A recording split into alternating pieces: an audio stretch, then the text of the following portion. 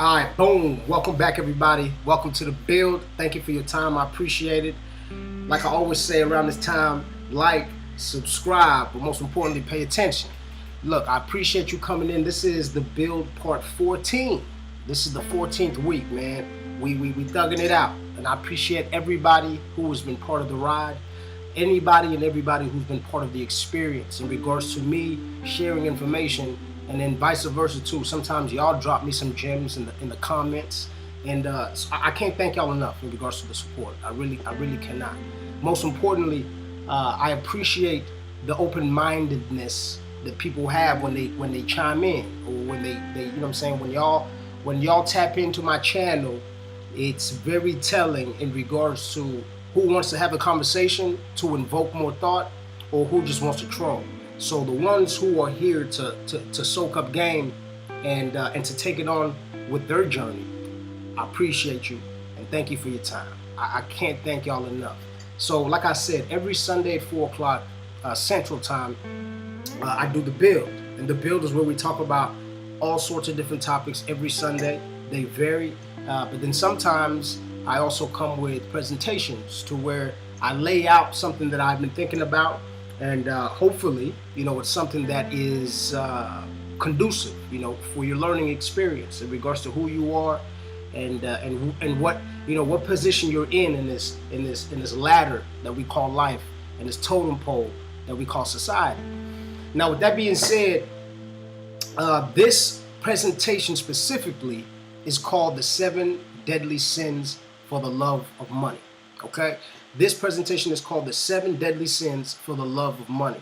And the main reason why I did this, before I go into the whole spiel, the main reason why I did this one is because I had to go to the genesis of why we as human beings in society do what we do, in regards to why we think the way we think, why we socialize the way we socialize,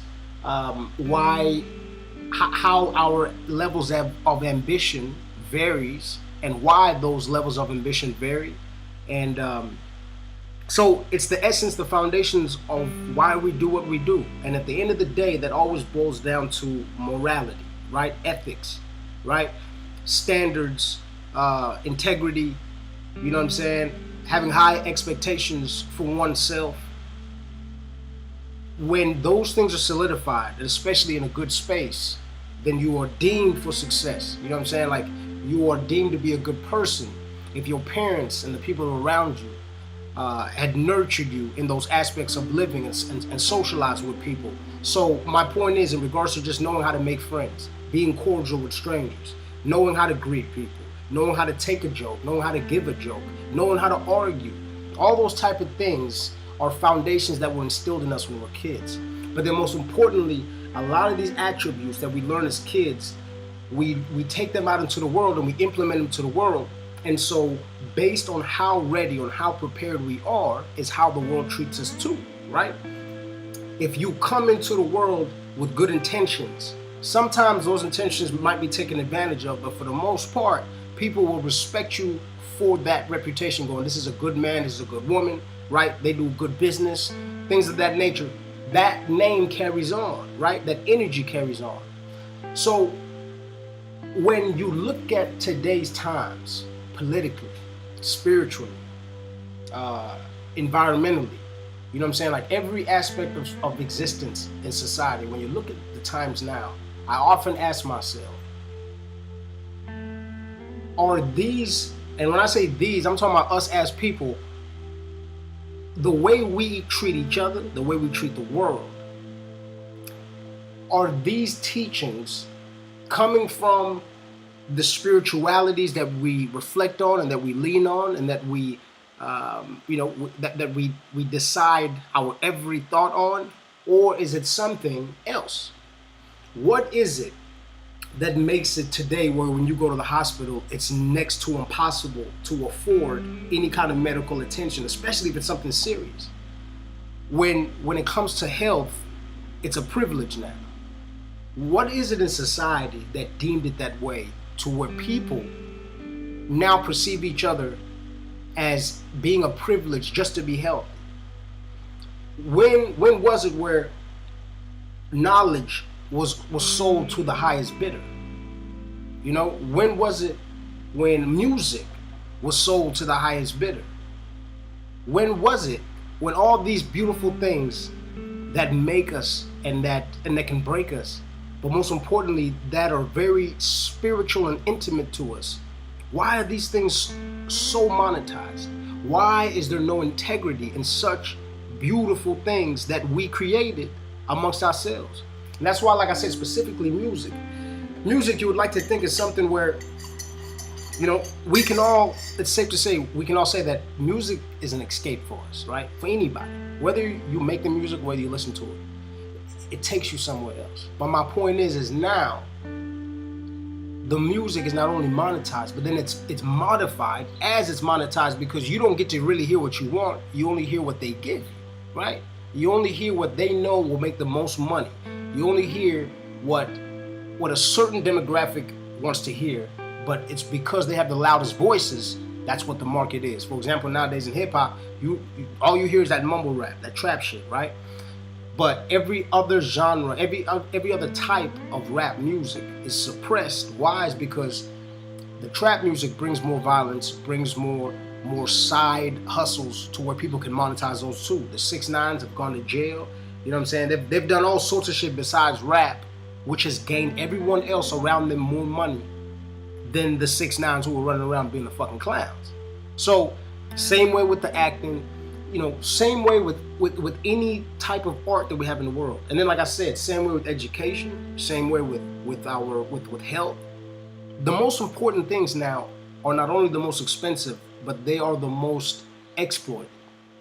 And so when I ask myself at the end of the day is, how did it come to be, right? How is it like this now? After all these years, especially when we know that at the end of the day, that's not what it is. And most spiritual organizations, whether it is a religion or whether it's just a belief system, they all say the same thing in regards to, don't be a slave to money, right? Don't be lazy. Don't hurt people. If you don't want to be hurt, they all say the same shit. Yet none of us live by it. So that's what I don't understand, is that when there's as big as these religions are, for example, Catholicism, Christianity. Number one, how the hell are they so rich, the Vatican and the Catholic Church, when all their followers are so goddamn poor? And then that is still allowed to happen. Like, nobody says anything about it, or nobody cares. I don't understand what that is. I don't want to say 70, but more than 50% of the followers of Catholic religion are below poverty line. From the South Americas to the Central Americas, even to Africa, there's a lot of people who believe in Christianity who live below poverty lines, while their church leaders are billionaires, while they have artifacts that are deemed priceless. Why is it the church has so much goddamn money and then the people who feed the church don't? Same thing with Islam. How come there's so many people, especially dark-skinned people, that follow Islam, yet economically we don't have much of a presence there? We're good followers, but then how come that church is not financially or not taking care of their followers? That's what I don't understand. Especially when all these churches say that money is the root of all evil. So that's what we're going to break down today, is that at the end of the day, the 7 deadly sins, that's what we're going to break down, because we understand that all major religions, they have some form of the 7 deadly sins in regards to them being prohibited and not to be committed. We understand that. We're about to go through it. But my point is that, for the life of me, I have yet to understand why the 7 deadly sins are in the Bible and the Quran, yet nobody lives by it. Their leaders and their followers. And when I do this, people, I'm doing this because these are the same questions I'm asking myself. And I need you to ask yourself, whether you are Muslim or Christian or whatever. Instead of getting mad at me, ask yourself. Or you can stay getting mad, but understand the reason why you get mad is because you don't have the answer. And if you do have the answer, it's an answer that is not looking at the ultimate truth, which is, how are you broke and your leader's rich? At the end of the fucking day, how are you broke and your leader is rich as shit? That don't make sense, especially when the money comes from the broke people.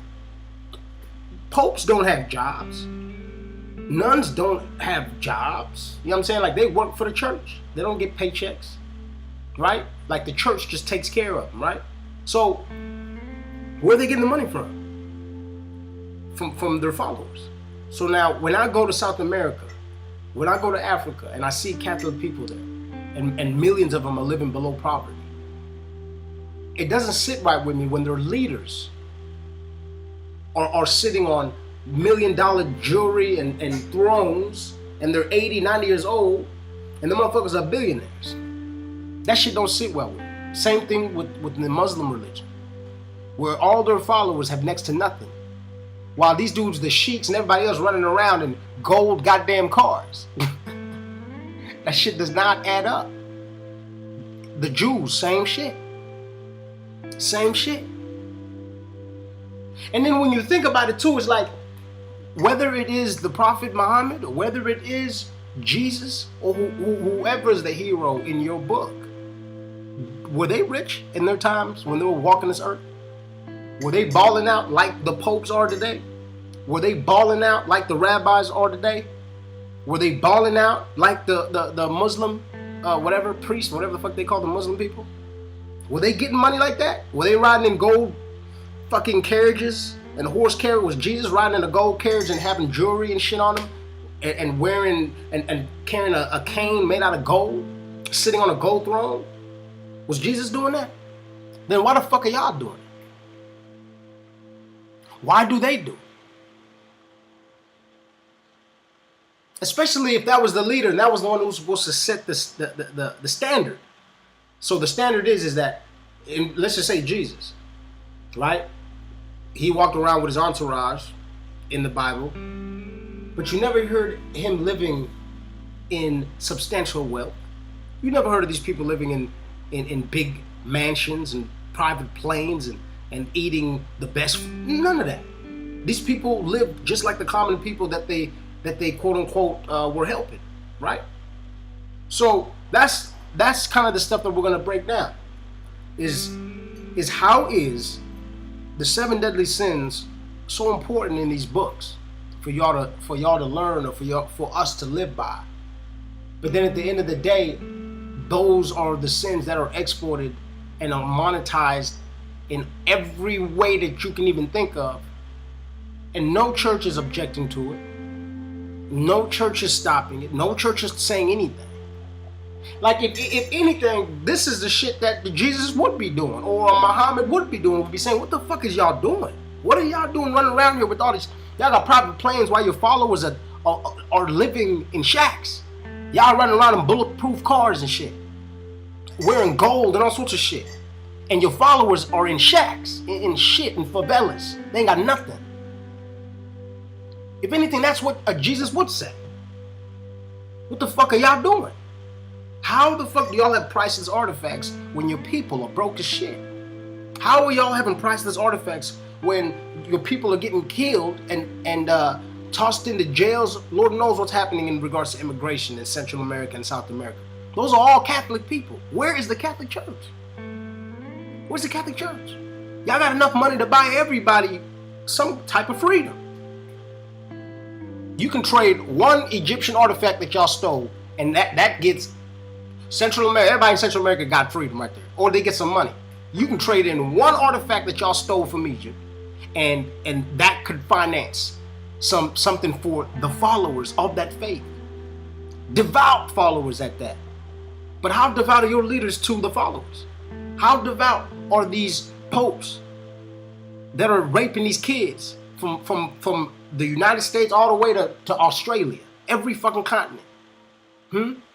How dedicated are they to y'all when not only are they sitting in millions and billions of dollars of assets and money, but then your kids are being attacked by these monks, by these priests, sexually abused and molested by these priests. And are the priests, leaders, or the popes, are they punishing these people? No. No. Are they holding these people accountable and putting them in jail? No. Yet I'm the crazy. Yet I'm the crazy one. So this is what we're going to break down, folks. This is what we're going to break down. It's just that simple. It's just that simple. So what we got here is the 7 deadly sins. For the love of money and not your gods. And like I said, folks, this is not, I'm not here to argue with you. What I'm here to do is not only just share my opinion, but most importantly, I just want you to think for yourself. That's it. I just want you to think for yourself. I just want you to think for yourself, because there's too many times where when I have these discussions with people, they will regurgitate. And you know, that was me at one point in time too. We regurgitate what someone else has spoon fed us. You know, like remember when, you know, like a bird feeding a baby bird? That's the same way they did us with thought, of images and the Bible and phrases and all sorts of shit that fills our mind with the presence of these gods and these religions and these people. But if that's the case, then why don't these people, and when I say these people, I mean these church leaders and the followers for that matter, why don't y'all live according to y'all's laws? If these are y'all's laws, if these are the foundations of y'all's religions, why don't y'all live by it? Why don't people live by it? And I'm going to show you why.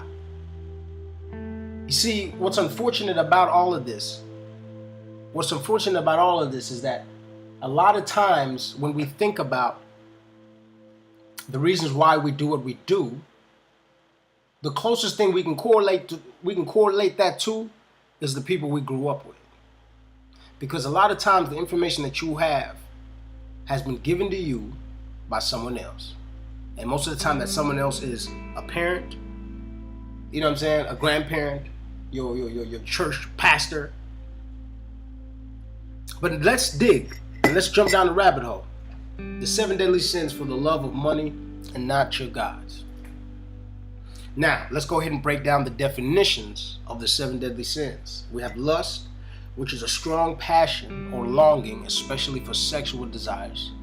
We have gluttony, which is an excessive and ongoing eating or food or drink. Greed, excessive pursuit of material goods. Sloth, an excessive laziness or the failure to act and utilize one's talents. Wrath, a strong anger and hate towards another person. And envy, the intense desire to have an item that someone else possesses. And then most importantly, and I feel like is the most dangerous, is pride, an excessive view of oneself without regard for others. So, what I say to that, before I go to the next page, the next slide, just me saying these things, I know it's jogging your memory in regards to how are these sins implemented in today's society, right? In regards to monetization and exploiting, right? We understand, like as soon as I say lust, I know y'all are thinking about IG models and, you know, the big booty models. And all of a sudden now, I guess people are in the feet. I didn't know that. I'm so tired of IG people sending me DMing me about, do I want some feet pics? Like, no, I don't even know people like fucking feet that much.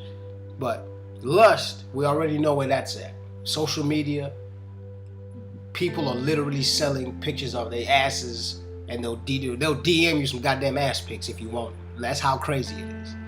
We already know the porn industry has been thriving, right? Gluttony, an excessive and ongoing eating of food and drink. We understand that buffet has been a staple in most countries, eating until you can't fucking eat anymore, right? We understand that more than half of the population in the US is over fucking weight, right? We understand that fast food is, you know, most people eat fast food 4 or 5 times a goddamn day, 3 times a day. right? Greed and excessive pursuit of material goods. We're going to get into it, but we understand that too, how getting money by any means necessary has been the ongoing mantra when it comes to people, especially when it comes to our community, the dark skinned community. Getting money by any means necessary has been our mantra, right?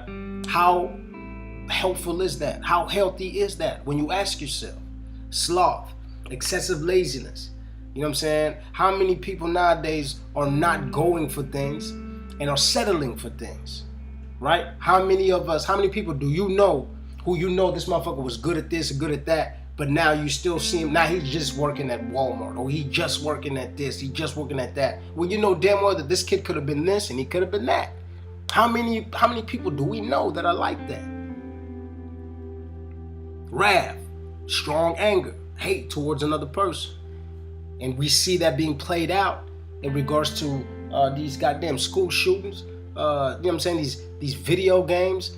These kids nowadays are not only desensitized to the quality of life, but they will snap at a drop of a fucking dime. You know, temper tantrums of today, road rage. Motherfuckers are snapping at the drop of a dime. And we see that, right? We see that. Envy, intense desire to have an item that someone else possesses. How long do you sit and scroll down goddamn Instagram wishing you were her, or him wishing he was this other cat, when you know damn well that the picture you're looking at has been photoshopped and edited 1,000 times, yet you still compare yourself to that? How many times do you do that? Because I know I do sometimes.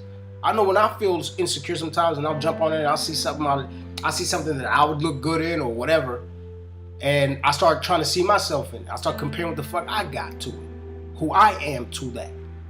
How many times do we do that? And how many times is that constantly thrown in our faces for us to have that battle within ourselves? Pride, like I said, the most deadliest one.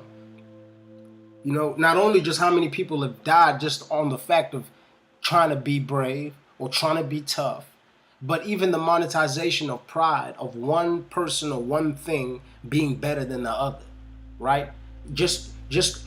Like any team, any sports platform you can think of, they bait you in. So the only reason why you go to them games is just because you want to go see the other motherfucker lose more than you want to see your people win. Even if you do want to see them win, the reason why you want to see them win is because the other team's going to lose. So even you buying your season tickets to Thunder games, you not supporting the Thunder. You supporting the loss just as much as you thinking you supporting that win. You don't like Kevin Durant because we're better than him, right? Wear OSU clothes and go to an OU party. You will get beat up the same way a Blood will get beat up if he came to a Crip party. I'm going to say it again.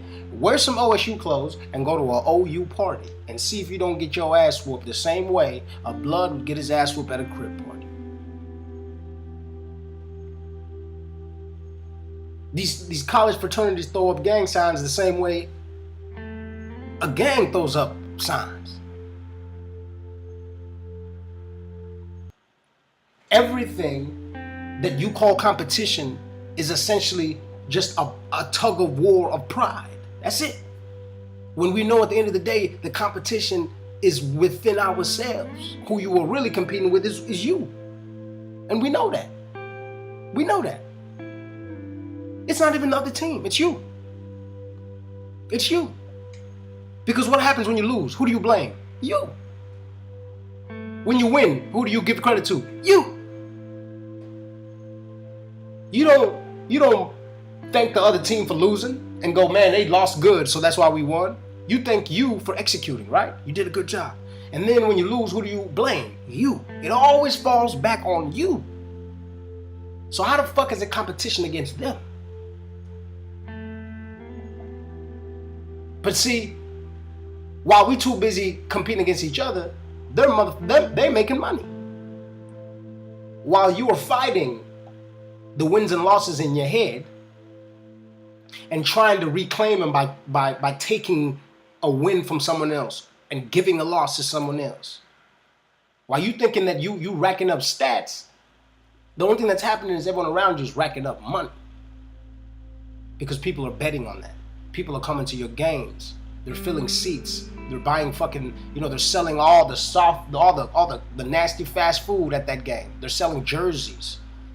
While you running around thinking that you trying to beat someone, when the only person who's getting beat and losing is you.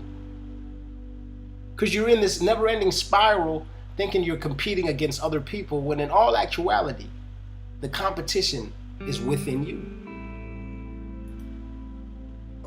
The 7 deadly sins in the Bible. So lust. We see lust in 2 Timothy chapter 2, verse 22.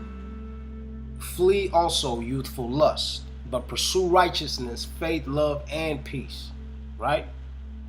The Bible also mentions lust in the following verses. Job 31, Matthew 5, Philippians 4:8, James chapter 1, verse 14 through 15, 1 Peter chapter 2, verse 11, and 1 John chapter 2, verse 16. For all you Christians out there, if you want to talk about lust, right? Why is it? Y'all, and this is the thing too, it's like, I'm pretty sure the people on Instagram are I want to bet you money they're Christian. I want to bet you money there's some kind of Christian. I want to bet you money. I bet you money the people who own Marlboro or who own Bud Light, I bet you money they say that they're Christians. Yet they deal in death every day and they go to bed. I bet you most fucking porn sites that you know of I bet they go to church every Sunday. Every Sunday I bet they go to church. But then they skip these verses right here. Gluttony. We see it in Ezekiel chapter 16, verse 49. Now, this was the sin of your sister Sodom. She and her daughters were arrogant, overfed, and unconcerned. They did not help the poor and the needy. If you look at any pope or any pope, any priest, them motherfuckers look overfed to me.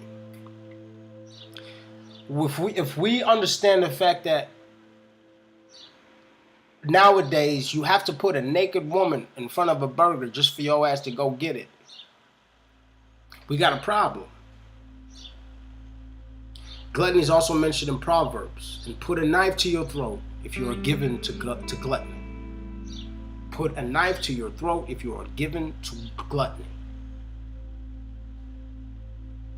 Yet majority of people are fat as hell right now and enjoy it. They got eating contests. People, these people flock by the thousands, hundreds of thousands of people. Let's get to greed, which you can find in Hebrews chapter 13, verse 5. Let your conduct be without covert covetousness. Be content with such things as you have, for he himself has said, I will never leave you nor forsake you. The Bible also mentions greed in the following verses: Exodus chapter 20, verse 17, Proverbs chapter 11, verse 24, and Proverbs again, chapter 28, verse 25, Ecclesiastes chapter 5, verse 10, and the Philippians chapter 4, verse 6, and 1 Timothy chapter 6, verse 9 through 10. Okay? And now we got sloth. Solomon spoke of sloth in Proverbs chapter 6, verse 6, saying, Go to the ant, you sluggard.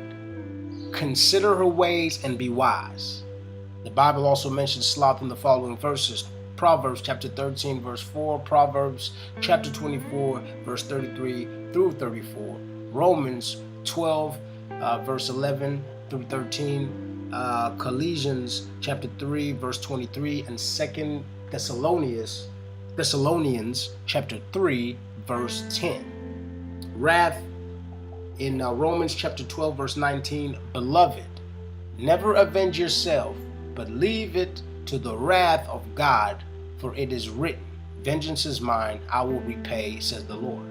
Yet we got death penalties and all sorts of shit where we are avenging ourselves, right? It says here, it says, beloved, Romans chapter 12, verse 19, beloved, never avenge yourself, but leave it to the wrath of God, for it is written, vengeance is mine, I will repay, says the Lord. Yet we have the death penalty and numerous other ways to seek revenge. And this is legal. So the law in the Bible says don't seek revenge, but then the man-made law, we seek revenge. How contradicting is that?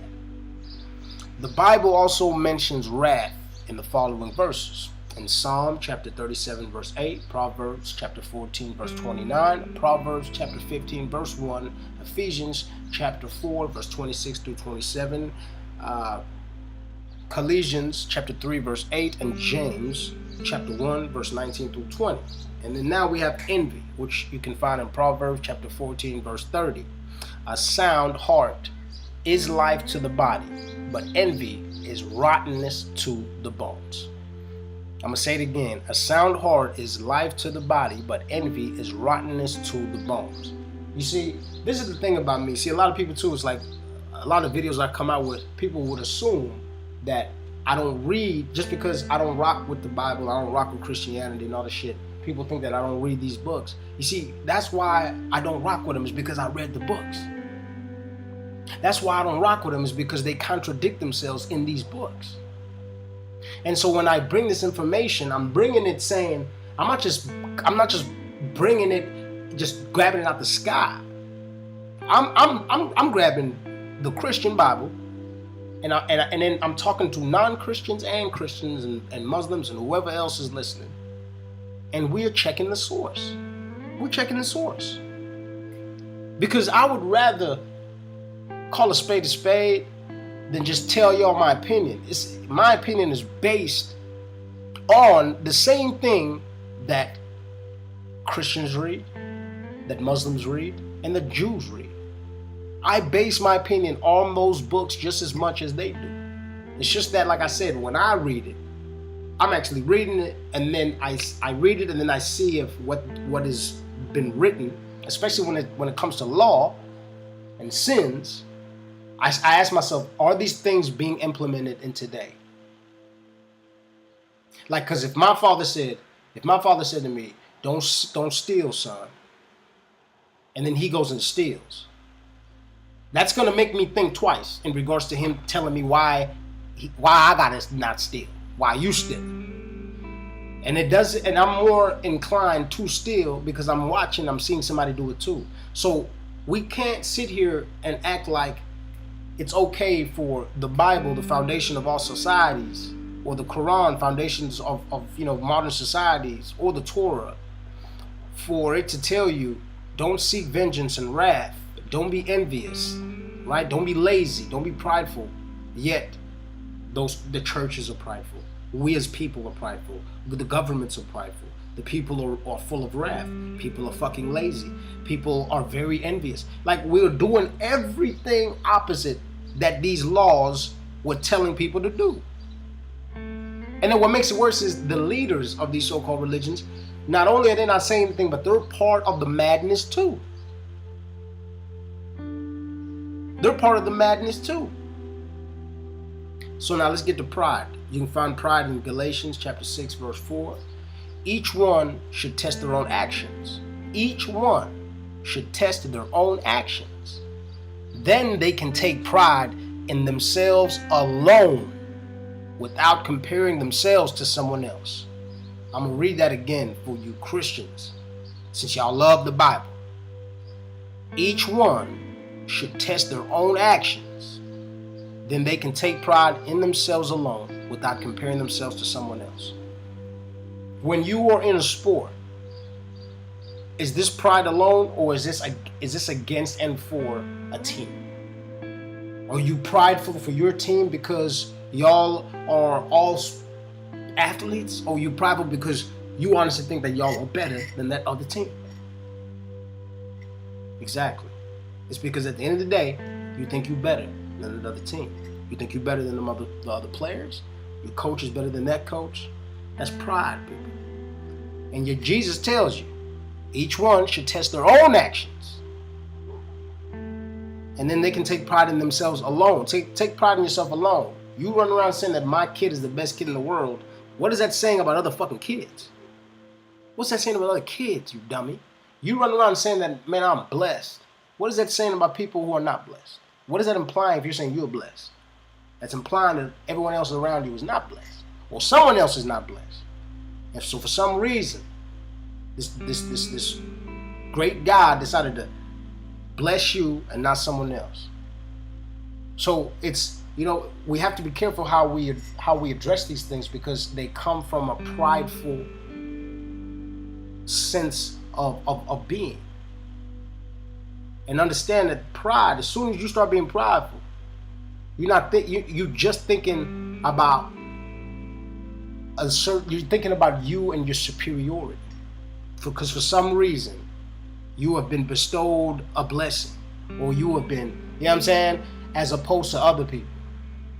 So if you ever hear anybody say I'm blessed, know how ignorant they sound when they say that, because what they're saying is that I'm blessed, someone else isn't.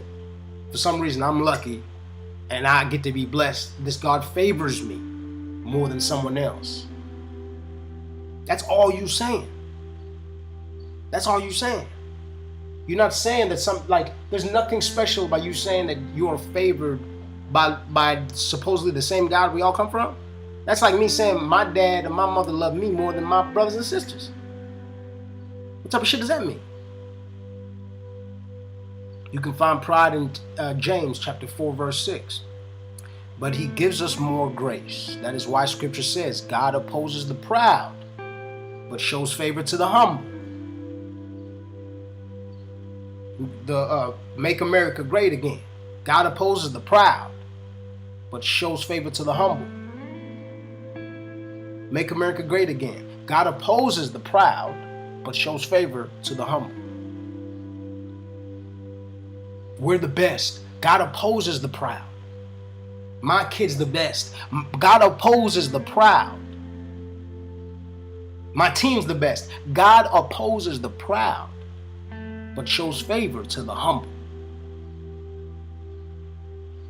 Do we have a humble president? Do we have a humble country as a whole?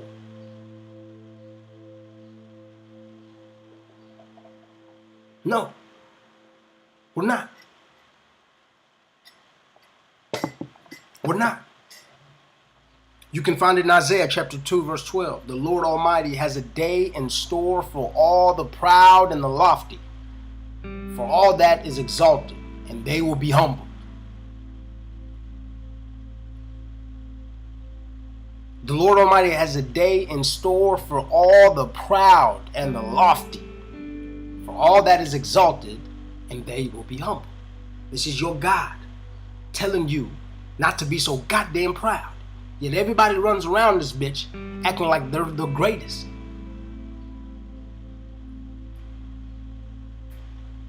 That shit makes me sick when I think about it.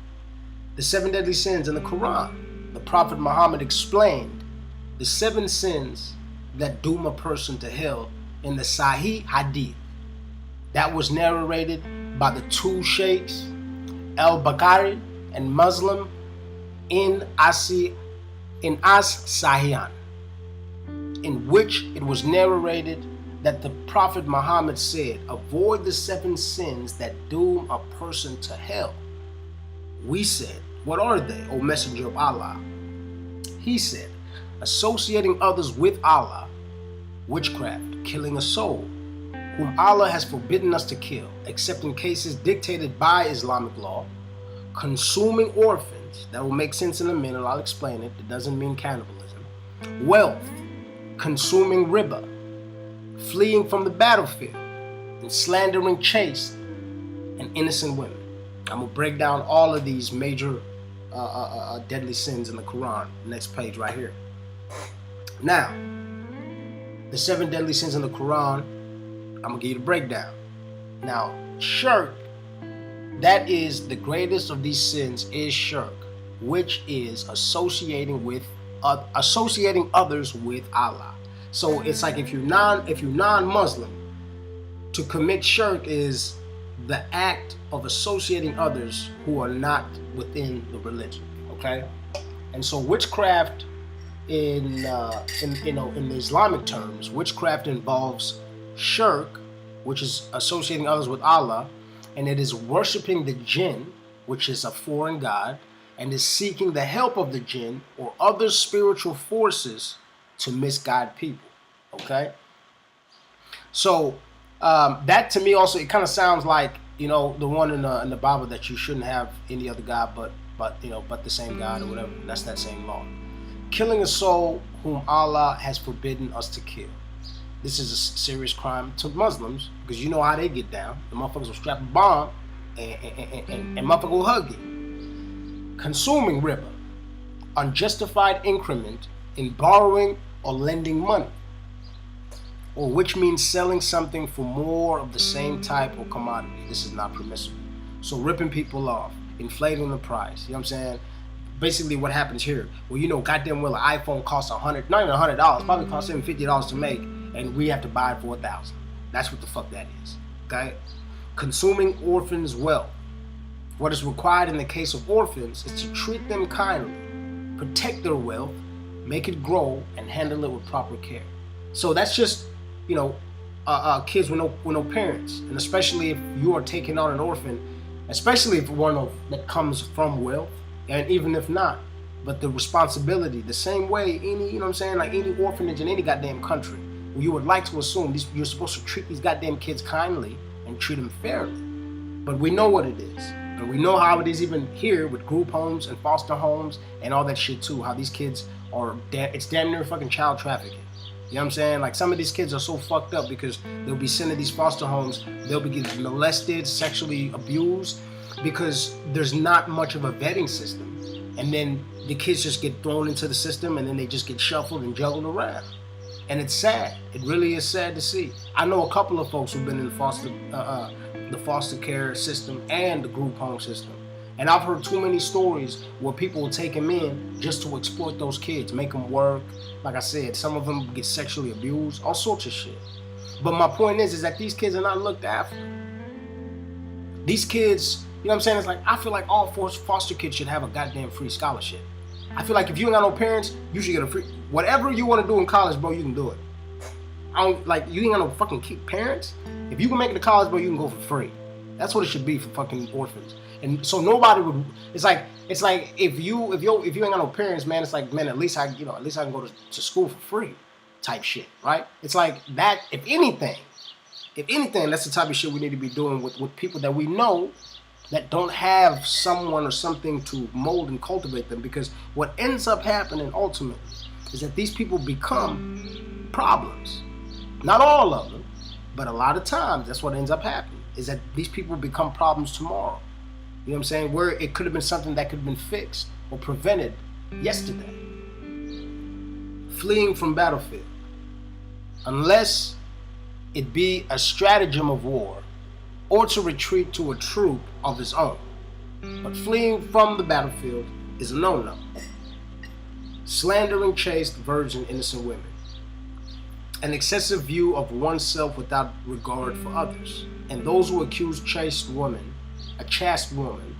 and produce not 4 witnesses, flog them with 80 stripes. Slandering chaste woman is a major sin. So chaste woman is a virgin woman. So it's like, to accuse a woman who is a virgin and she really is a woman, she really is a virgin, you get 80 motherfucking lashes for fucking up. You better come with 4 witnesses. Y'all better get your story together, because if you don't, they gonna whoop your ass, cousin. All right. So this is what I say. This is what I say to y'all, family. This is what I say. I ask myself, like I said in the beginning, is that how come the church does not practice what they so solemnly preach? It's the same question I would ask my father if he told me not to drink and he drank. It's the same question I would ask my mother if she told me not to steal and she stole. Is how come the church does not practice what they preach? Just right there when I said, right here with the consuming orphans' wealth. orphans' wealth. With the church, we see what, especially with the Catholic Church specifically, we see what these motherfuckers do with these kids. I'm not saying all of them do it, but a lot of them goddamn do. And we're not even doing it like, oh, just 10%. No, it's like 50, 60% of you motherfuckers are out here playing with these kids instead of guiding them spiritually. So how the fuck can an organized religion so large, so rich, so powerful, how could they be so blind, or how could they disregard so much? Especially if they have so much pull. Right now, if the Catholic Church said all Catholic people stop drinking water, there'll be a lot of no drinking water fucking people around this goddamn world. Right now, if the Catholic Church said all Catholic people stop drinking water for goddamn 7 days, there's gonna be a lot of people who are gonna be thirsty as fuck. So why can't they implement, from now on, if any of these fucking priests touch a kid, like, we're cutting your nuts off, bro. Like, why can't that be done? Yeah, like, fuck throwing them in jail. We're cutting your nuts off. Why can't they do that? Why can't they say no more of this shit, and then it stops because they're the church leaders? Because I know when they ask for the tithe, they get that. So why can't they ask y'all,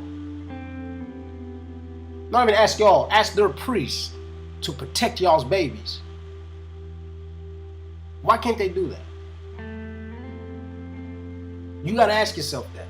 It's your church, it's your pope, it's your priest. With faith and religion being the foundation of most modern day societies and government ideology, why are the 7 deadliest sins the most monetized in today's society? I'm gonna ask again. With faith and religion being the foundation of most modern day societies and government ideology, why are the 7 deadliest sins the most monetized in today's society? 3 major religions who run everything, and they all have their followers. Everybody got their own chunk of billions of followers. The Muslims got their billions. You know what I'm saying? They got 1 billion or so. The Christians got their 1 billion or so. The Jews got a couple of 100 million. At the end of the day, none of them can get a hold of their followers and also themselves in regards to checking themselves in regards to the rules that they made. They can't check themselves in regards to making money off the rules that they made, rules that you are not supposed to break. But not only are they being broke, but motherfuckers are making money off of it. So for me, at the end of the day, like you see in this quote, I see the 7 deadly sins. They are indeed alive and well in these times.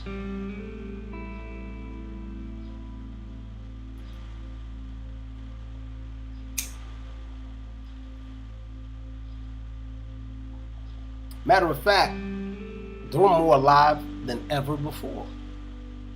They didn't have Super Bowls, NBA championships back then. They did have the Coliseum. That was their version. They had UFC back then. But I'll tell you now, that the players and anybody who's involved, they weren't making millions and billions like motherfuckers are doing now. The 7 deadly sins are more alive than ever. They are thriving more than ever. And I'm gonna show you how. Lust. Lingerie modeling is bigger than ever thanks to one social media site, Instagram.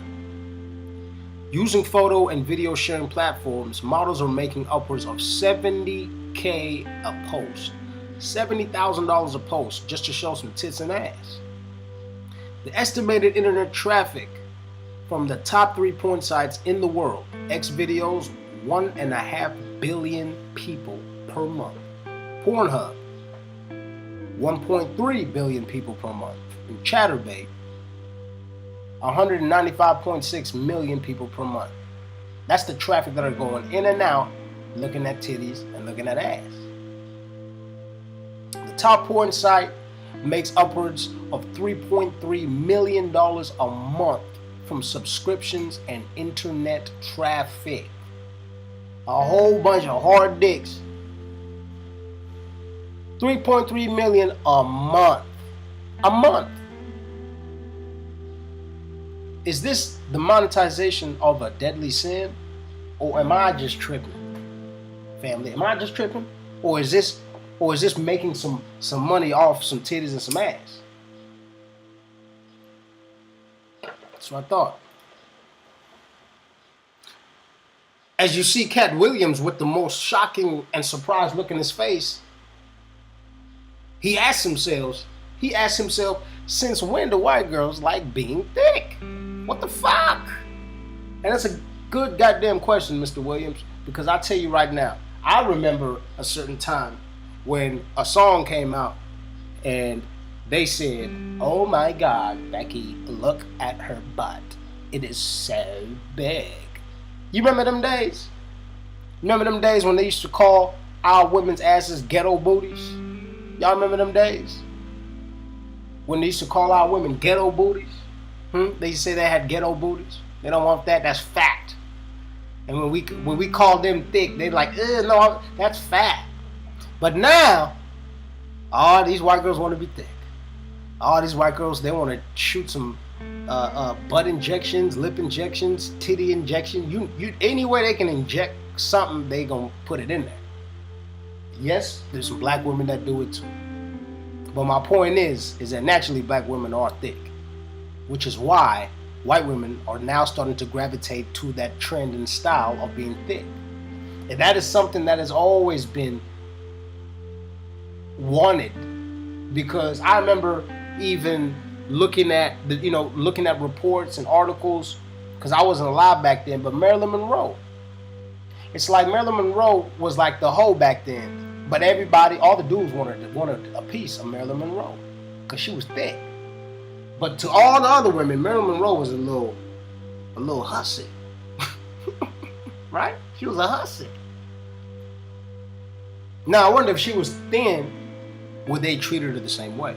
Because ultimately, the standard for white women was having big titties and being super skinny. That was the standard. Like what's her name? Dolly Parton. That was the standard for women, especially for white women, that is, in regards to beauty, was big fake titties and then skinny everything else. But now, they all want to look like Amber Rose, or they want to ass like Kim Kardashian, and Kim Kardashian want to ass like Amber Rose, or any other black woman that she hung out with. We go to gluttony. The United States obesity rate is approaching 40% after holding around 34 to 35% between 2005 and 2012. 6 states, Iowa, Massachusetts, Ohio, Oklahoma, Rhode Island, and South Carolina, saw statistically significant increases in their adult obesity rates between 2016 and 2017, according to the obesity report. And I'm in Oklahoma. Obesity rates are higher among Latinos, 47%, and black people, 46.8%, than among whites, which is 37.9%. So, again, people, remember how I was telling you how majority followers of these major religions are black people? And so, obviously, look who is getting the brunt of fast food eating. It's us. It's us. It's us. Because like I told you, when it comes to even Christianity, majority of followers that are Christian are dark-skinned people. When it comes to Muslims, majority of followers that are Muslims are dark-skinned fucking people. Obesity rates are higher among Latinos, 47%, and black people, 46%.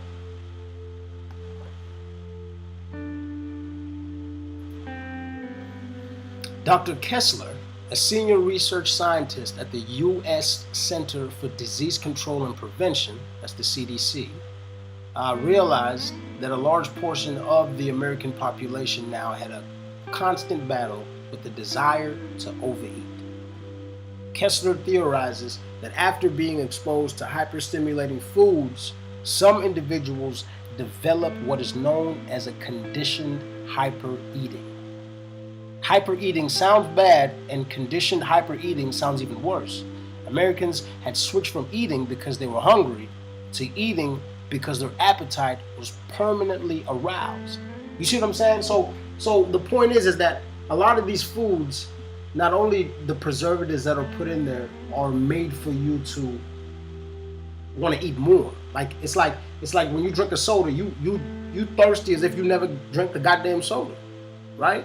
It's that same type of thing. So in the same way, you know, when you smoke a cigarette, you want another cigarette. It's the same type of implementation in the food, especially when it comes to fast foods. That when you eat, they put shit in there, a lot of salt, a lot of sugar. But there's, I'll break down the combination in just a second. But they put certain types of different things in there to where, like I said, that it'll still stimulate and arouse hunger even when you're full. You see what I'm saying? Is that for you, or was that for them? Is that to help you and feed you, or was that for them to line their pockets more? You know, a lot of people think that McDonald's out here to save your ass when, in all actuality, they're out here to make money. It's not about feeding you. It's about them making fucking money. It's about you spending money with them and not going to Burger King. It's not about them wanting to save your life and take care of you. They don't make a McDonald's burger $1 just because they care about you. They do that shit because they know you're going to buy it.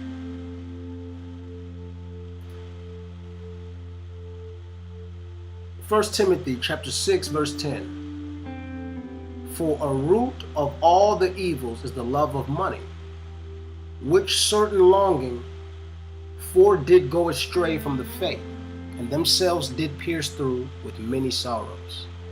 And what I'm talking about here is greed. It is the compulsive and sometimes unethical pursuit of wealth that leads to ruin.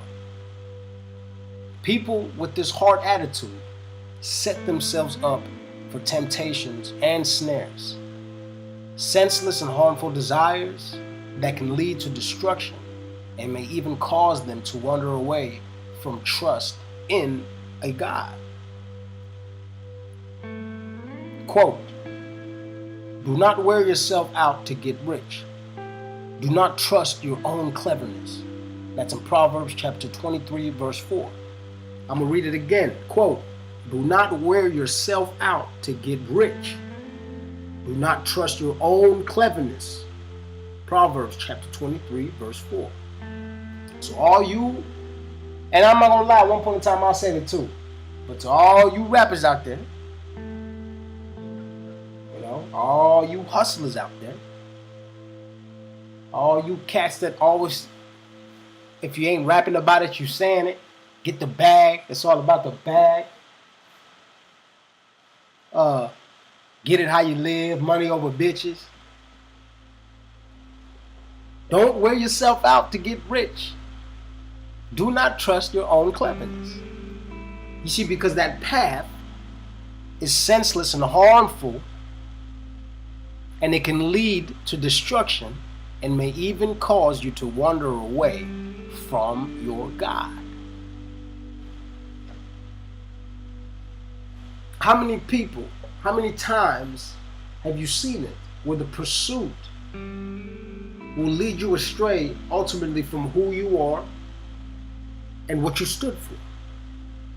Because when we say money over bitches, that means money over all women. Is that money over your mother too? Is that money over your sister too? Is that money over your daughter? Huh? Is it really money over bitches? Or get it how you live? How about that one? How about that one? So if you're from the bottom, should you stay at the bottom and just get it how you live? Is that a fucking conducive idea? Is to stay in what we call a goddamn trap and get it how you live and stay in the fucking trap? Or do you get out of that? And if the way you're living, you ain't getting it, then you gotta live a different way. You don't get it how you live. You live better and then get it. But instead, like I said, instead of us understanding the fact that what we do is we center, is we balance our standards, our ethics, our morals, and then we go out to the world and pursue whatever we want. Instead of doing that, no, motherfuckers want to pursue what they want, and then in the process, they stack their morals and ethics throughout the way. But understand, just like it says, with a hard attitude that sets yourself up for temptations and snares, senseless and very harmful desires. Because when it's all about the bag, you're willing to do anything for the bag. If somebody says you to do some nasty shit for the bag, you're gonna think about it. You're gonna think about it, right? Because it's for the bag, right? Well, that nasty motherfucker might tell you to drop trowel and do something strange for a little bit of change. What is you gonna do? Get the bag, right? Is you about to get the bag? Money over bitches, right? Get it how you live, right? Fuck out of here. You gotta have morals. You gotta have ethics. You gotta have standards, or you will go whichever way the wind blows. Why you shouldn't love money or the pursuit of it.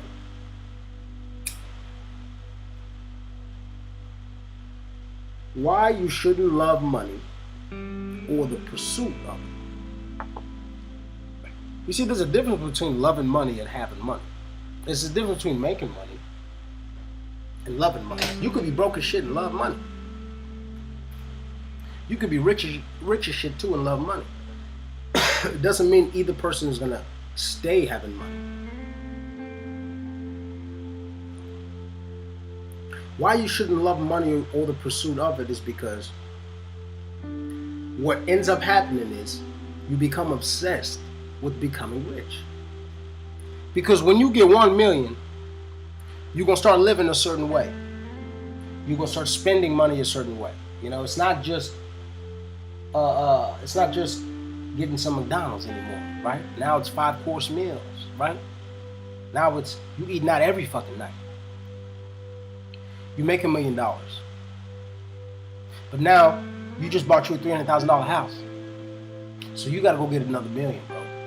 Fuck another $1 million. You're gonna have to get a few millions, especially if you're planning to stay in that house for some years. You're gonna have to get a few more millions, bro. And then when is that enough? How many times you seen celebrities get hit with taxes and all sorts of shit, and then they end up 40, 50, 60 years old, a badass actor, and the motherfucker's still working? The motherfuckers, half of them are not working because they love the job, man. I'm gonna tell you right now, Johnny Depp, he is not doing movies just because he loves fucking acting. He's doing movies because he needs to get paid. He needs the money now. Do y'all know that Johnny Depp was spending almost $90,000 on just wine alone a month? A month. Johnny Depp spends $90,000 on wine alone. You are obsessed. And then that obsession is going to get you in this fucking hamster wheel that you will never be able to get off of. When could you see Johnny Depp just say, okay, I'm done, man, just let me chill? When you owing $20 million, $15 million, Wesley Snipes owing $10 million, how can you chill and you retire and kick back? You made all these movies, all these millions of dollars, and you don't have 1 million to claim for yourself and call your own because you're too busy not only owing other people, but you got to keep up with all the Joneses and all the things that you already have. You become obsessed with becoming rich. Number 2, you never have enough. What is enough? We already know $1 billion is not enough nowadays. We know that's not enough. Because we see these billionaires, they're still charging us thousands of dollars for this. Like Apple being a billionaire, they still charge you $1,000 for a phone. When is there a goddamn price break? Will there ever be one? No, because they won't ever get enough. The iPhone will always be $1,000, even though their price to make it will go down. It probably cost them $200 to make an iPhone. Then it cost them $100. Now it costs them maybe $80. Maybe it costs them $50. But as that price goes down for them, are our prices dropping? No. Because you never have enough. Number three, you're living beyond your means. Just like I was saying, when you get $1 million, you're gonna start living like $1 million fucking person. You're gonna start eating food that a millionaire eats now because you got $1 million, right? You forget that $1 million, as soon as you spend that $1, now you're 100,000 there. You forget that part. But either way, you would've got you a $350,000 house. You would've got you a $40,000 car. Got your wife a $40,000 car. Got your girl a $20,000 car on the side. Wifey doesn't know about that. Y'all went on shopping sprees and blah blah blah blah blah. But then now you realize you only got 20,000 left in the bank, and you haven't made the next million yet. Number four, you're becoming a show off. When you, most people, when you get that type of money, especially when you fall into it, either way, whether you fall into it or you accumulate it, generously or slowly, whatever way, there's still a level of materialism that you're going to be displaying, right? A lot of people, when they get a lot of money, some they'll do it just because they know the game, but for the most part, materialistically, it will show, what your economic levels are. If you fall into a windfall, people gonna see it. You gonna get you a nicer car with some big tires. You gonna get you a house and do the tour on Instagram. You're gonna show people you're on your vacation. You're gonna start showing off. Number five, you're characterized by greed. You see, the same way I was explaining in regards to Apple. Apple will always sell their phones for $1,000, even though they can make them for $20. Because if they know they can get over on you on that, they will. You've forgotten the source. How many times does it happen when people get so rich they not only do not talk to the people that they grew up with, but they completely vanish and they're ghosts from the town they even come from? The degrees of separation, just economically, imagine socially, especially when you don't have a good head on your shoulders. It's hard for you to come back to the hood if you don't live and think like that no more. Most importantly, spiritually. If you have a source spiritually, and hopefully throughout your success you still stay grounded, that source is still with you. But we see it too many times, from the Mike Tysons to the Princes to the Richard Pryor. I mean, you name it, where you slip away and you divert from the source that got you to the place that you were in the first place. Your loyalties are divided. You don't know who to trust. You know what I'm saying? You gotta pay for trust. Even your own family can get you. Right? You don't know who to trust because you think everybody's out for your money. I can't imagine how, the celebrities, especially like the good looking celebrities, the models and shit like that. I can't imagine how many people DM them, trying to holler at them. And then imagine if it really was somebody genuine trying to holler at them, but then they won't pay that person attention because they're so used to motherfuckers barking at them all the goddamn time. The Kendall, the Kardashians, the Nick Cannons, the Rihannas, you name them. How solid, how confident are these people with the friends and the family around them? And if they're not, it definitely speaks to the nature that they're carrying themselves by. Because loyalties, when you put money in between something, loyalties become divided. What do people say? Don't ever work or lend money to a friend or family member. Telling you straight up, your family, don't even fuck with them. Your friends, don't even fuck. When it comes to money, don't even fuck with them. Don't even do it. What type of shit is that? That's your family. No, but the motherfucker might not pay you back though. That's what the money would do. If the friend can pay you back, is he gonna pay you back? Or if he doesn't have the money, is he gonna pay you back? It's about the money now. It ain't about it ain't about helping your partner out or whatever that situation was. Or you helped him out financially, he'll help you out with manual labor or do something else for you. But no, the money. will stick out like a sore thumb. You're tempted to do worse for more. Somebody put $1 million cash in front of you right now and told you to do some strange shit. You will think about it. I don't give a fuck who you are. Especially when nobody else is in the room and it's just that person and you. And they say, here's $1 million cash right here. I need you to do some nasty shit. You are gonna think about it. Christian, I don't give a fuck what religion you are. You're gonna think about it. Because you're gonna think about, what could I do with that $1 million? My God, my family is set. I'm set. We good. I just might go down this nasty fucking road and then maybe pay like $100,000 just for fucking counseling so I can somehow, you know what I'm saying, bury this shit in my subconscious. You damn sure gonna think about it. Even a rich person would think about it. I'm not even talking about somebody who doesn't have money. Even somebody with money, because $1 million and all I gotta do is this. As nasty as that sounds, I gotta just do that for, you know, I'm not doing it all day. I can have millions of dollars. I can have $1 million for some years. I gotta do this nasty shit for right now. Look, I'm over here debating, thinking about it. Yo, I'm trying to tell y'all, man. Y'all know how many people have done some strange shit, bro, for some paper. And you would too. You would too. If you wouldn't, you would think real hard. That's the money. That's the money. That's a problem.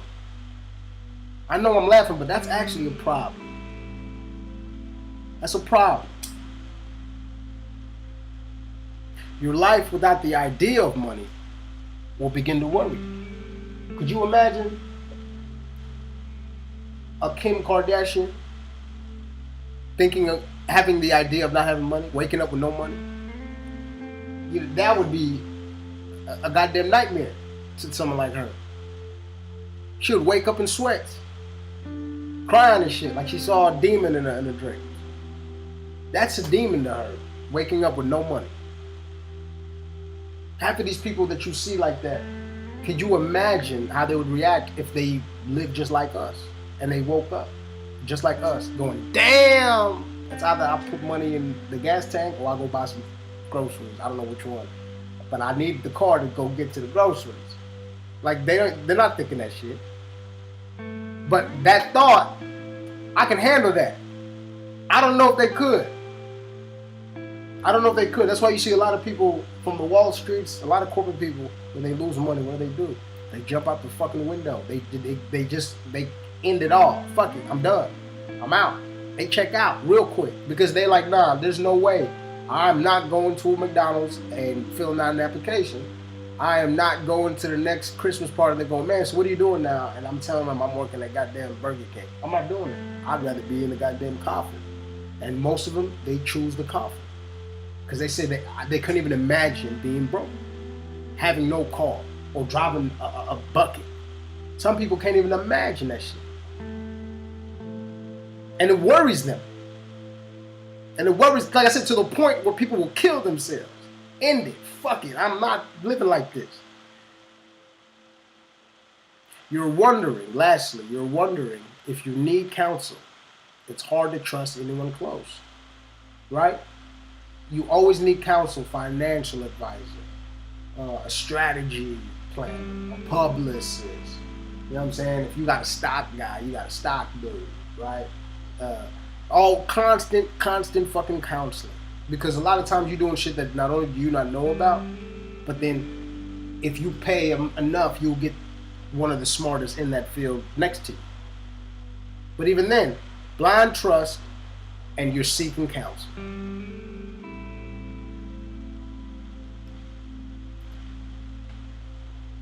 Sloan Gaon, CEO of the restaurant delivery website .menu.com, said, quote, being lazy is about getting what you want, when you want it, delivered to you, end quote. Binge watching, which is a process in which an individual watches TV for an extended amount of time, is now an ongoing trend. From fast food to groceries and appliances, all can be dropped off at your front door without you moving a muscle. Does that ultimately help or hinder you? And what am I talking about? I'm talking about sloth. I'm talking about the lazy, couch potato ass motherfuckers who nowadays look at life as that's all you got to do is just lay around and watch fucking TV all day, not get it in. Drive-through mentality. Most obese adults are not low income. The National Center for Health Statistics at the Centers for Disease Control, which looked at data on American size between 2005 and 2008, turns out it's convenience and not cost or lack of education that is making Americans fat. Turns out it is convenience and not cost or a lack of education. So it's not dumb people, right? It's convenience that is making Americans fat. The theory is that people eat badly because they are poor and can't afford better food. And that is not true in the sense of we know what we need to be eating. It's just now, are we getting it done? But we now know it's the perception of convenience that is driving the trend to eat fattening food. So while you're thinking you're winning because McDonald's just made a drive-thru, you actually losing because your ass getting fat. That shit is making you fat as it is. But now it's only making you bigger because you can get it quicker with the fucking drive-thru. Oh, you can even get it quicker now with Postmates. So the idea that we're thinking all this shit is, they're so smart, they're intelligent, or you know what I'm saying? Like it's dumbing us and it's making us lazy. And then the pure fact of the convenience is what permits us to keep buying and ordering this shit. I heard Post Malone, that rapper, he spent like almost like $50,000 in Postmates in 1 year. That's a lot of fucking takeout food ordering in 1 year. $50,000. That's a lot of fucking money. But like I said, is having that access to convenience is what's the most detrimental thing. While we thinking all that shit's cool, at the end of the day,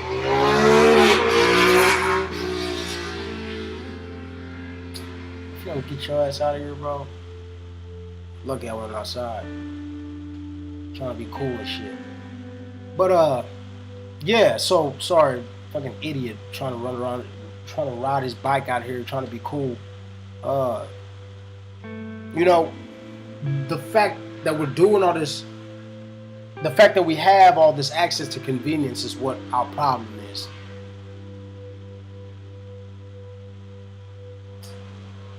Still gotta get the fuck out of here. Alright, the next one is wrath. One contingent warns that violent games reduce empathy and effective anger management skills. I'm gonna read it again. One contingent warns that violent games reduce empathy and effective anger management skills and promote aggression. Given the sheer popularity of violent video games, their psychological impact is an urgent issue for society and for the millions of parents whose children dive into virtual worlds for hours every day. According to Cheryl Olson, a public health specialist at Harvard, 28% of boys and 5% of girls strongly agree that liking guns and other weapons motivates their gameplay. The youth are now desensitized to cold-blooded killing and do not hold a value of life. And so you see it with these Grand Theft Autos and any other game that's out nowadays, is that these actions are pouring out in our streets where these kids are not only, are having straight, full-on shootouts with each other, but then some are brazen enough to take a high-powered assault rifle and they'll spray up a whole goddamn school now. But it's not just white kids; it's black kids too who run like, I don't know. There's so many friends that I have who got the zipper on their stomach. Who've been shot in the stomach and they had to open them up. I mean, I got too many to count.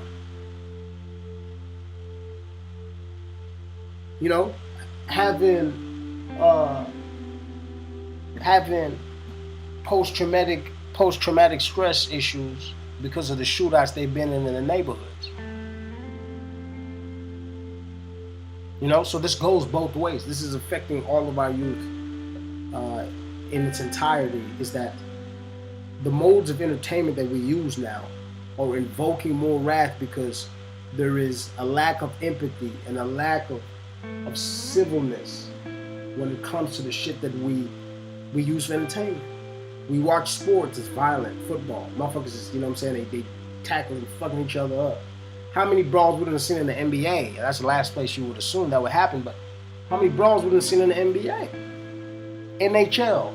They'll stop the whole game in the NHL just to watch the fight, right? UFC, one of the top ranking sports platforms right now. We are addicted to violence. We are addicted to violence. Without violence, we don't even have fun anymore. That's how bad it is. It's not even that we just like to have it. Without it, it's not even fun. Without a little shoot 'em up, bang bang, or a punch here and there, this shit ain't even fun no more.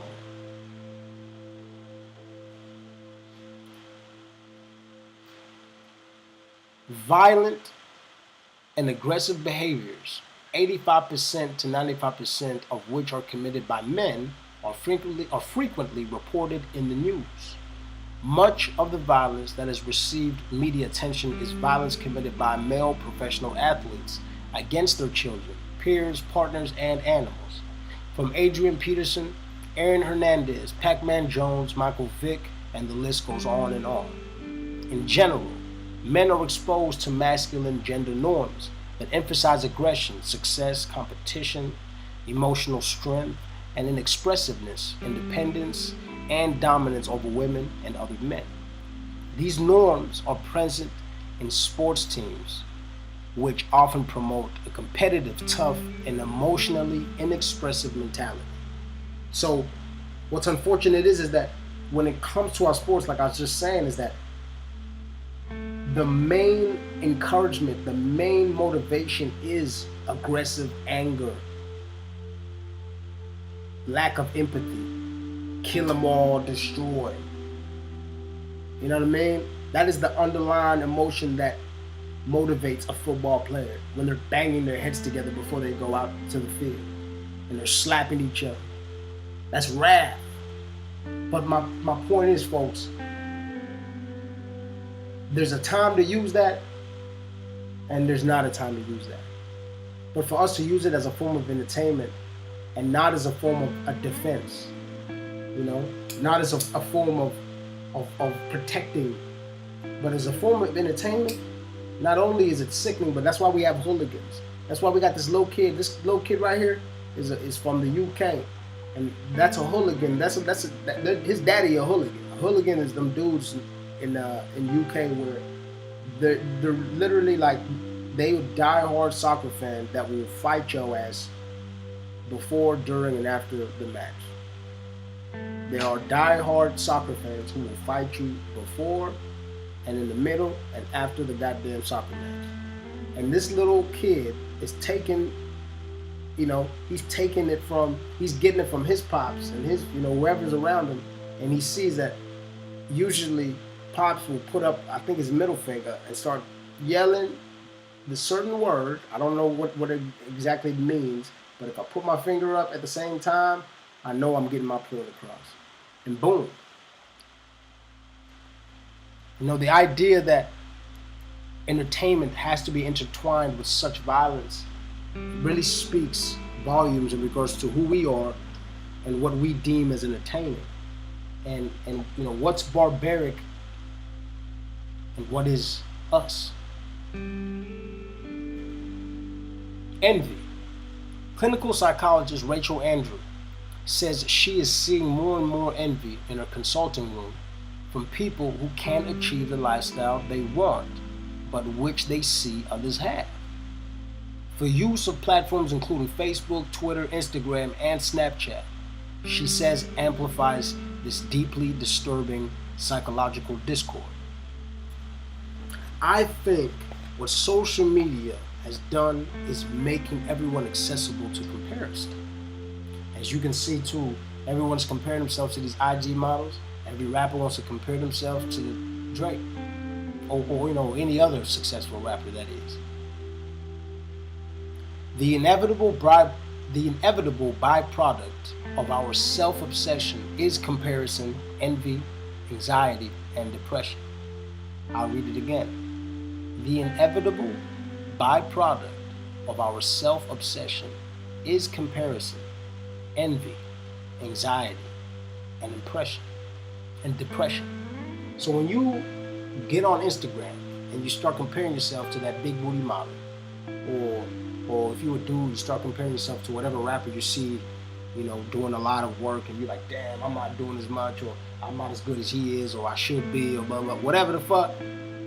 All you doing is comparing, you being envious, and it raises your anxiety, which leads you to fucking depression.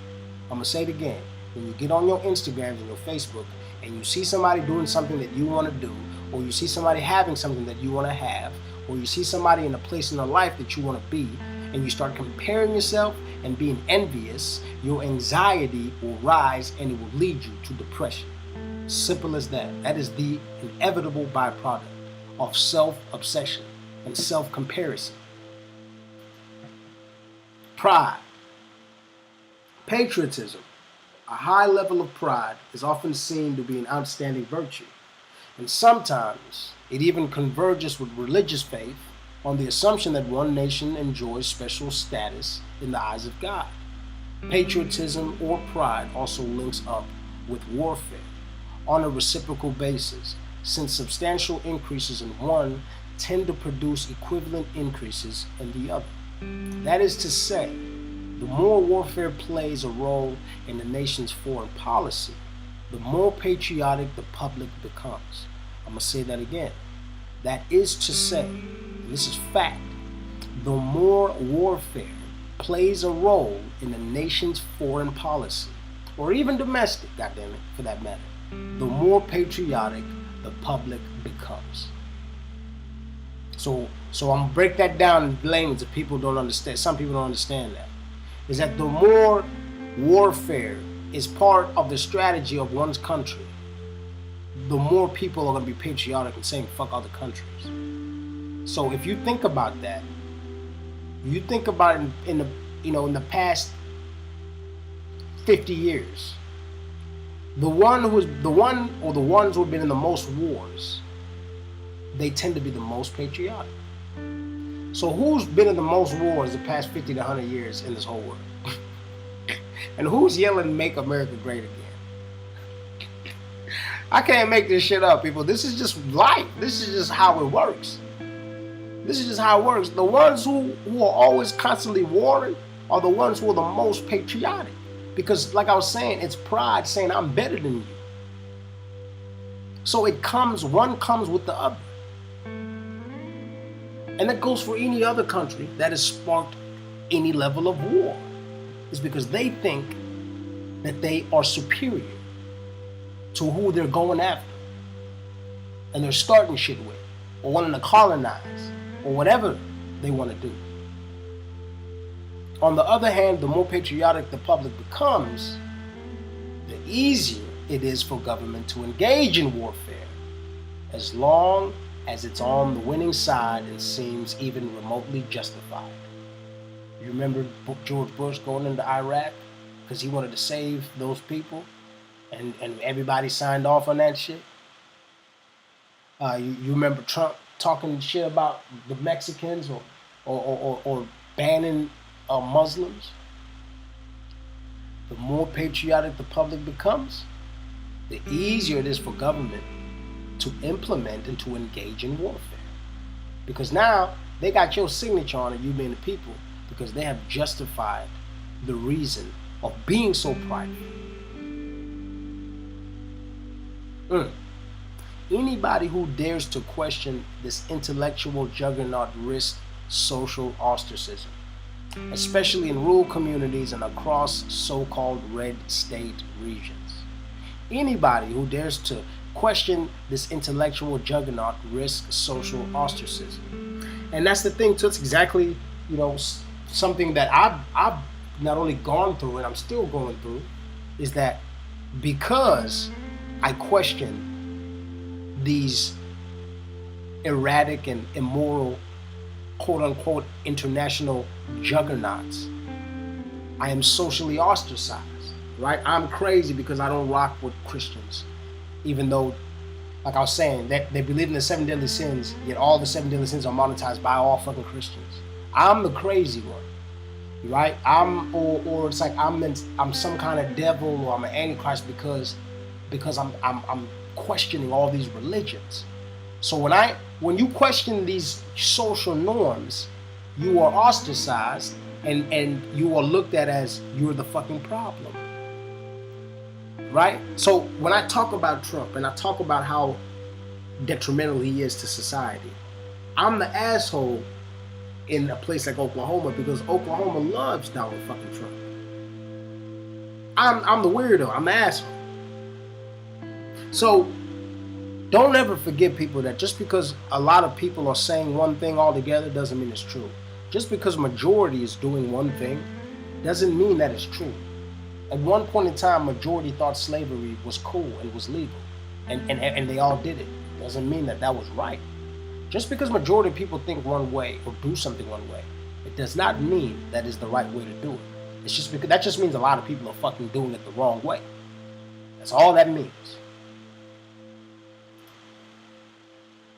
Most importantly, it creates the I'm better than you mentality. From sports, my team's better than yours. I'm better than that player. From, you name it. From music, this musician's better than this musician. You know, they'll have them a lot of these The Voice and all these competitions. They'll have to battle each other, right? One has to lose, one has to win, right? As if one is favored over the other for some special reason, this creates discrimination and potential racism. The famous phrase, "In God we trust," printed on the US currency, is a contradiction when pride and patriotism is the fuel for the fire of independence. The famous phrase, "In God we trust," printed on the US currency is a contradiction when pride and patriotism is the fuel for their fire of independence. You can't say "In God we trust" when the only reason why you are where you are is through murder, mayhem, and slavery. You can't do that. You can't say we'll have 7 deadly sins and we're not to commit these sins when pimping, porn, when pride, sports, and all this shit is the biggest money makers in society. We can't say "In God we trust" when God says not to seek revenge, and then we have things like the death penalty where we literally seek revenge in a legal fashion. We cannot say "In God we trust" when we don't trust in God at all. And that goes for any God in any major religion. We can't say these things when we don't actually even live by it. You can't say "In God we trust" when there's a pyramid on that same money in a place called Africa where it was colonized by those same people. You can't say that. You can't say "In God we trust" when slavery got you to the place you are economically, and then the people that were enslaved, there was never a level of resolving. We can't do that. We can't do that. It doesn't make sense. We can't say "In God we trust" when people are migrating from third world countries and try to be in a better place, and you tell them no, and then you call third world countries shitholes. That doesn't make sense. It doesn't make sense. It doesn't make sense. And for these followers to not question this is what blows my mind. Especially when that same God says in Isaiah chapter 2, verse 12, "The Lord Almighty has a day in store for all the proud and the lofty. For all that is exalted, they will be humbled." Especially when that same God says in Isaiah chapter 2 verse 12, the Lord Almighty has a day in store for all the proud and the lofty, for all that is exalted, and they will be humble. You can't say make America great again, yet say pride is one of the 7 deadly sins. That don't make sense. That don't make sense.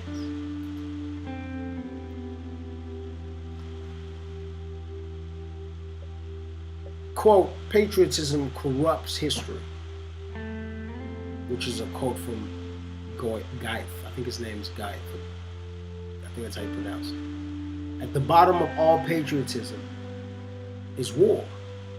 That is why I am no patriot. That is a quote by Jules Renard. Patriotism is a kind of a religion. It is the egg from which wars are hatched. Guy de Maupassant. If you've noticed, the people who are constantly screaming patriotism, make America great again, and slogans of that fashion, they're the ones that are constantly trying to start some kind of war or funk with somebody, whether it's Muslims, whether it's the Mexicans, the South Americans, or whether it's black people here in America. The same person that's always constantly talking about making America great again is constantly instigating some kind of conflict in the midst of saying make America great again. Do y'all not see that parallel? And if you don't, let me take you back. Let me take you back. Let me take you back. Let me take you back. Let me take you back. Right here. The more patriotic the public becomes, make America great again, the easier it is for the government to engage in warfare. Fuck the Mexicans, fuck the Muslims, right? Fuck black people, don't kneel. And fuck Kaepernick. The more patriotic the public becomes, make America great again, the easier it is for the government to engage in warfare as long as it is on the winning side. You see what I'm saying? The more warfare plays a role in a nation's foreign policy, the more patriotic the public becomes. When Trump was bitching about the Muslims, the more patriotic the public became. When Trump was bitching about the Mexicans, the more patriotic the public became. When Trump was bitching about black people and Kaepernick, the more patriotic the public became. And then once the public became patriotic, then it was easier for Trump to set up the wall, to send away the Mexicans, to put up a Muslim ban, to call Kaepernick a son of a bitch. Because the public became patriotic, it was easier for Trump to say fuck the Mexicans, to say fuck Muslims, to call African countries shitholes, to say and to call Kaepernick a son of a bitch. You see, the formula is right there. The more the country is constantly promoting war, the more the public gets behind it. And as soon as the public gets behind it, then it's easier for Trump to do and say the things he does. Patriotism. I'm going to read it again. It's one of my favorite quotes. Patriotism is a kind of religion. It is the egg from which wars are hatched. If you have a weak candidate and a weak platform, wrap yourself up in the American flag and talk about the Constitution. And that is a quote from Matt Quiet.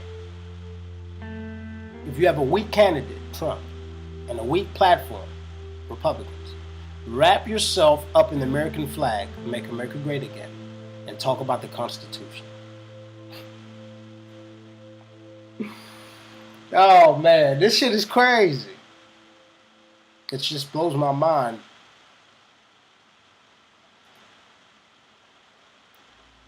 And I'm gonna leave y'all with probably the most important quote that I would like to assume would mean the most to people, especially who subscribe to people like Trump.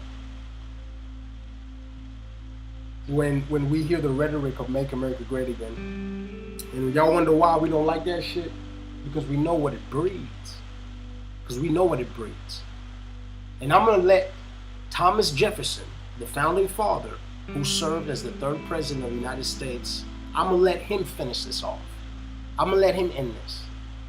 I'm going to let him end this because this, like I said, remember when I was talking about the foundation, our moral foundation, ethics. I'm going to use y'all's references. I'm going to grab your Quran and I'm going to read it back to you. I'm going to grab your Bible. I'm going to read it back to you. I'm going to grab your Torah. I'm going to read it back to you. Because I'm not going to sit here and just act like what I'm saying is just coming out of thin air. This is, I'm grabbing it from the source, from y'all's sources. So you know, it's not, I'm not just attacking here. I'm grabbing it from your source. And there's no one closer to the source than the 3rd fucking president of the United States. There's nobody closer. See, that's how I win. That's how I win when I do what I do, is because I'm using y'all's examples. I'm not grabbing, I'm not reaching. I'm grabbing things that you are familiar with, whether you're a Christian, I brought up Bible verses. Whether you're Muslim, I brought up Muslim Quran verses. And whether you are patriotic and you know your history, I'm going to bring up the history in regards to what I'm talking about, why I'm talking about it. And Thomas Jefferson, the 3rd president of the United States, said, dissent is the highest form of patriotism. Okay? Dissent is the highest form of patriotism. Like I said, that's the 3rd president of the United States. And dissent, if y'all don't know the definition, that is an expression or holding of opinions at various with those previously common or officially held. To differ in sentiment or opinion. To withhold assent or approval. To dissent, okay? So, a strong difference or opinion is the highest form of patriotism. Okay? So, at the end of the day, folks, are we living up, or not even we, I'm going to say the folks that follow these books, because I don't follow these books anymore, so I can't say we. The folks that follow, the leaders of these organizations, are they living up to the 7 deadly sins and how they're not supposed to be committed? Are they living up to the fact that the 7 deadly sins are the foundations of all deviation from whatever God you serve? To be prideful will never work out. To be envious will never work out. To be greedy will never work for you. Wrath will not take you to a good place. Gluttony, you will not be healthy. Lust, you're digging in the wrong hole. And sloth, you're wasting away. Yet every single one of these I mentioned is monetized to the max. It's monetized to the max. So, at the end of the day, folks, that's what I'm going to leave y'all with. I really hope y'all enjoyed this. I hope this is a time that you take for yourself to reflect in regards to the points that I made. Instead of just getting mad, why do some thinking while you're getting mad. Because if you're getting mad, understand that I'm right. But now how you know, it's like, it's not even about being right or wrong, but it's like I'm making a point because it's getting you mad. But if you are content and you understand what's going on, you would chime in and either agree or add on to the point. Because to me, to be honest, there's no other way of seeing this. Pride is pride. You shouldn't, pride is taking yourself and putting yourself on a higher pedestal. It's that simple.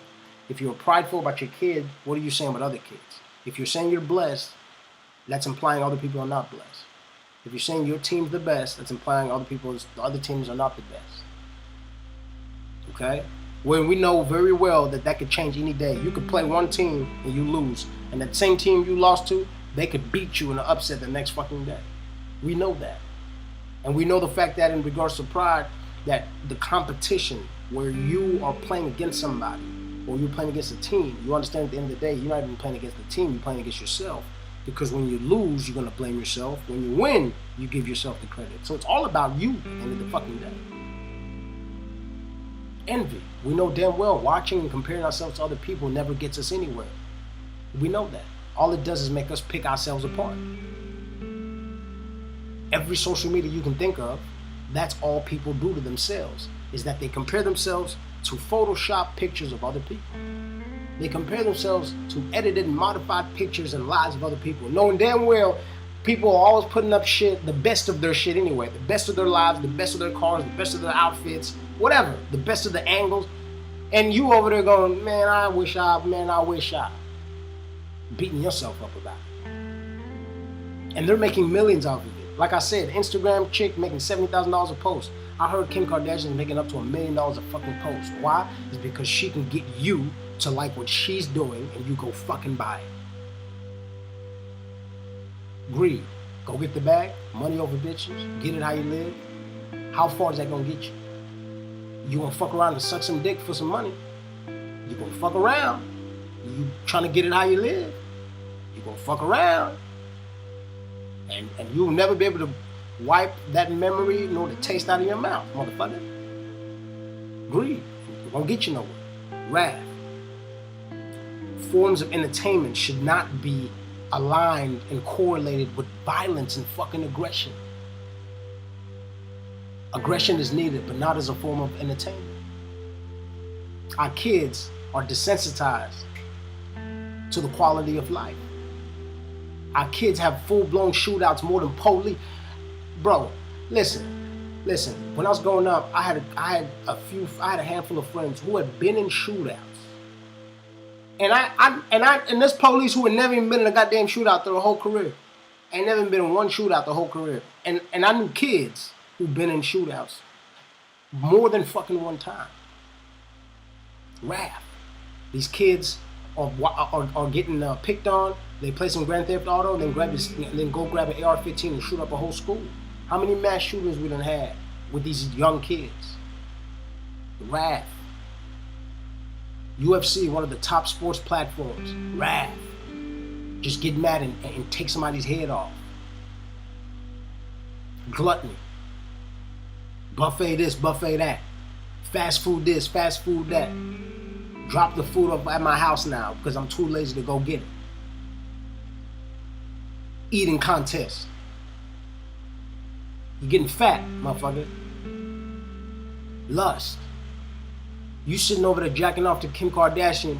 You will never see that bitch, bro. Relax. Relax. Relax. DMing chicks for some foot pics. Relax. I don't even know people like feet that goddamn much. Relax. Sloth.